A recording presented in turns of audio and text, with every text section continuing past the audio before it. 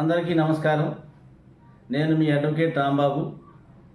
ఈరోజు నేను చెప్పే ఒక సరికొత్త లీగల్ టాపిక్ ఎఫ్ఐఆర్. ఎఫ్ఐఆర్ అంటే ఫస్ట్ ఇన్ఫర్మేషన్ రిపోర్ట్. మన పేరు మీద ఏదైనా ఎఫ్ఐఆర్ నమోదైతే తిరిగి ఆ ఎఫ్ఐఆర్ను కొట్టివేసే అధికారం ఎవరికి ఉంటుంది? ఏదైనా లేదా ఎవరైనా ఒక వ్యక్తి పోలీస్ స్టేషన్లో మన మీద కంప్లైంట్ చేశారనుకుందాం.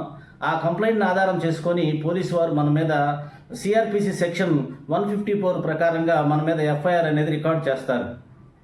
ఆ ఎఫ్ఐఆర్ రికార్డ్ చేసిన తర్వాత మన మీద ఇన్వెస్టిగేషన్ చేస్తారు, అంటే దర్యాప్తు చేస్తారు.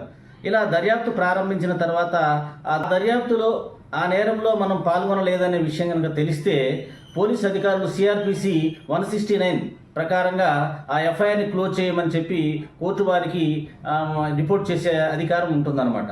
అలాగే ఎఫ్ఐఆర్ అనేది బుక్ చేయడానికి ఎవిడెన్స్ అనేది అవసరం లేదు. ఎఫ్ఐఆర్ బుక్ చేయాలంటే ఎవిడెన్స్ అవసరం లేదు. ప్రాథమికంగా ఓకే ఇది జరిగింది అనే విషయం తెలిస్తే చాలు పోలీసు వారు ఎఫ్ఐఆర్ నమోదు చేసే అవకాశం ఉన్నదన్నమాట. ఒకవేళ పోలీసు వారు నమోదు చేసిన ఎఫ్ఐఆర్ కరెక్ట్ కాదనుకున్నప్పుడు పోలీసు వారు అందులో క్రైమ్ లేదని తేలినప్పుడు ఫైనల్గా రిపోర్ట్ వేసి దాన్ని క్లోజ్ చేసే అధికారం ఉంటుంది.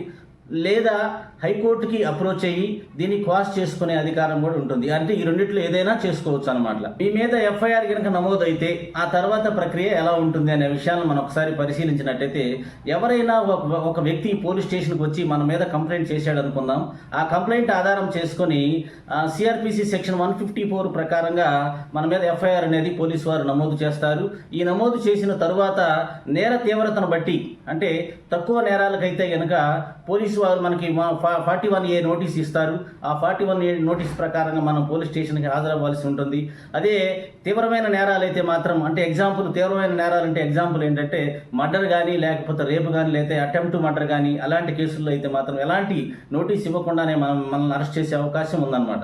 కాబట్టి ఈ తీవ్రమైన నేరాలు కాకుండా 41A నోటీస్ ఇచ్చినట్లయితే అసలు ఏంటి 41 నోటీస్ అనేది మనం ఒకసారి పరిశీలించినట్లయితే, ఆ 41 నోటీసులో ఏం చెప్తారంటే, నీ మీద ఒక కంప్లైంట్ వచ్చింది కాబట్టి నువ్వు పోలీస్ స్టేషన్కి వచ్చి మా ముందుకు వచ్చి మరి మీ సమాధానం చెప్పవలసి ఉంటుంది అని చెప్పి పోలీసు వారు మనకి 41A నోటీస్ అనేది ఇస్తారనమాట. ఇలా తీవ్రమైన నేరాల్లో కనుక మనకి పోలీసు వారు అరెస్ట్ చేస్తే మాత్రం తప్పనిసరిగా కోర్టు వారు వాళ్ళ యొక్క విచక్షణాధికారాలను ఉపయోగించి తప్పనిసరిగా జైలుకు పంపించే అధికారం ఉంది. కాబట్టి ఇట్లాంటి నేరాల్లో మనం కనుక పాల్గొన్నట్లయితే మనం తప్పనిసరిగా ఒక అడ్వకేట్ని అప్రోచ్ అయ్యి అడ్వకేట్ ద్వారా మనం బెయిల్ తెచ్చుకోవాల్సిన అవసరం ఉందన్నమాట. అలా బెయిల్ తెచ్చుకొని మన యొక్క న్యాయస్థానానికి వెళ్ళి మనం వెంటనే మరి నేను నిర్దోషినని చెప్పి నిరూపించుకోవాల్సిన అవసరం కూడా తర్వాత ఉందన్నమాట. ఇలా తీవ్రమైన నేరాల్లో కనుక ఉన్నట్లయితే వెంటనే మనం ఒక అడ్వకేట్ని అప్రోచ్ అయ్యి మరి వెంటనే మనం బెయిల్ తెచ్చుకోవాల్సిన అవసరం ఉంది. అలాగే చిన్న నేరాలు అయితే మాత్రం మనకి ఎఫ్ఐఆర్ అయిన తర్వాత 60 రోజుల్లో ఛార్జ్షీట్ వేస్తారు. అలాగే అదే పెద్ద నేరాలు అయినాయి అనుకోండి, అంటే తీవ్రమైన నేరాలు అయితే కనుక 90 రోజుల్లో ఛార్జ్షీట్ వేసి కోర్టుకి సమర్పిస్తారన్నమాట పోలీసు వారు.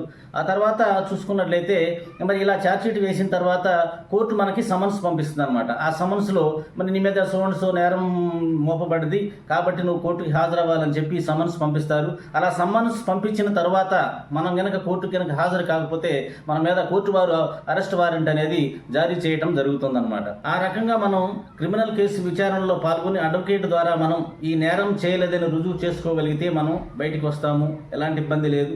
ఒకవేళ నేరం చేశాడని చేయలేదని చెప్పి రుజువు చేసుకోలేకపోతే తప్పనిసరిగా మనకి శిక్ష అనేది పడుతుందన్నమాట. కాబట్టి ఈ విధంగా ఎఫ్ఐఆర్ అనేది నమోదు చేసిన దగ్గర నుంచి శిక్ష పడే వరకు ఉన్న ప్రాసెస్ అన్నమాట. కాబట్టి మీరందరూ ఈ విషయాలు తెలుసుకుంటారనే ఉద్దేశంతో మీ ముందు ఈ వీడియో ఉంచుతున్నాము.